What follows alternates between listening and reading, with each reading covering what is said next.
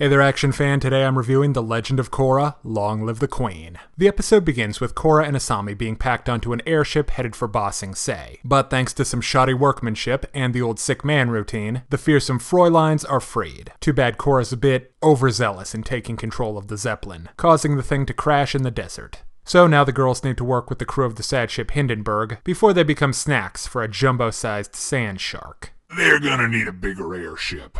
Meanwhile, in the Earth Palace, the Red Lotus have brought the boys in to trade for Korra. So the Fire Ferrets get to sleep it off in the dungeon, while Zahir and the gang chill out in the green room. But I guess they ran out of free pretzels, cause Zahir goes snooping, and learns that his date with Korra has been cancelled. So he figures why not kick off Operation Mayhem right now. And he administers a pretty brutal kill on the Earth Queen, by forcing the air out of her lungs until she suffocates.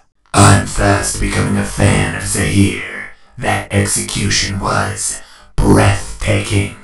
The Z-Man then gives the boys a get-out-of-jail-free card. Finally, Korra, Asami, and the crew of the SS Minnow arrive in Mos Eisley to find Tonraq, Lin, and Old Man Zuko waiting for them. This episode was awesome. In the A-plot, we see some great teamwork with Korra and Asami. And the future industry's heiress proves that you don't need to be a bender to kick. She does it all. She breaks out of prison with a little fast talking and a pry bar. She fixes airships and she jury-rigs sand sails. Episode MVP, hands down. The Sand Leviathan was also a very awesome monster. The thing's huge. It can rip a blimp in half. And it tries to swallow the good guys whole. It adds a great ticking clock to the episode. Finally, in the A-plot, I really like how once they're free, the girls opt to work with the crew of the airship. This reinforces that Korra and Asami are good people, and proves that the Earth Kingdom guys aren't bad or evil, they're just doing what they have to protect the Earth Kingdom. Now, over on the B-plot, the Fire Ferrets have some fun scenes with their fellow prisoners. Too bad they're still holding off on Bolin metal bending. You really feel for the poor guy. It's so close, and yet so far. But Zahir owns this subplot. Actions speak louder than words, and how he offs Her Majesty is maybe the most brutal kill in Avatar history. It just looks painful. And you can tell that Zahir is a guy with no limits. A Magneto-style world-reshaping revolutionary. And his calm Yoda shtick actually makes him scarier. Some folk would off you in a fit of rage, but not Zahir. No, he makes cold, calculated decisions. And I doubt there's anything that the Earth Queen could have done to talk him out of it. Zahir has officially left Unalaq in the dust in the race for best Korra villain.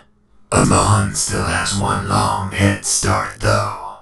There is one scene that I need to call bull on, where Rockhead drops one of the Ba Sing Se walls by himself. I know the lava would melt the wall, but that's like a ton of rock. Maybe if he had some help, but that's like some Schwarzenegger strength bending. The humor is also great in Long Live the Queen, ironic title definitely included. There's some great banter between Mako, Bolin, Rockhead, and No Arms. Also, the other prisoner gets some zingers in there, and the crew of the airship seem like a stand-up bunch of guys. The only thing that bugs me about Long Live the Queen is that following two separate stories at once is a little tough, and can make things unfocused. Okay, now it's time to break down the good and the bad in Legend of Korra, Long Live the Queen. On the good side, great action, great humor, Asami saves the day, and Zahir proves he's the kind of villain you take seriously. On the bad side, following two separate stories at once is taxing. And apparently Rockhead hits like a colossal titan. Who knew? But at the end of the day, that's not too bad, so I give Long Live the Queen a 4 out of 5. If you're interested in more reviews of anime, movies, TV shows, comic books, or video games, check out my channel on YouTube at StupidPrivate913, or find me on Facebook for video updates and more. Thanks for watching. Hey kids, today's show is brought to you by the letter 4 and the number potato! I'm a stupid private.